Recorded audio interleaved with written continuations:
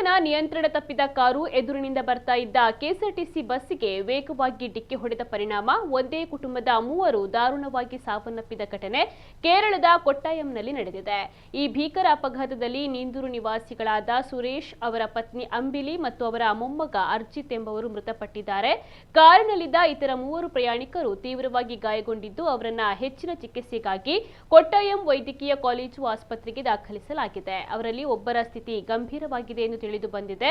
ಮೃತರ ಕುಟುಂಬದವರು ಎರ್ನಾಕುಲಂ ಜಿಲ್ಲೆಯ ಸುಪ್ರಸಿದ್ಧ ತಿರುವೈರಾನಿಕುಲಂ ಮಹಾದೇವ ದೇವಸ್ಥಾನಕ್ಕೆ ಭೇಟಿ ನೀಡಿ ಪೂಜೆಯನ್ನ ಸಲ್ಲಿಸಿ ತಮ್ಮ ಮನೆಗೆ ಮರಳ್ತಾ ಇದ್ರು.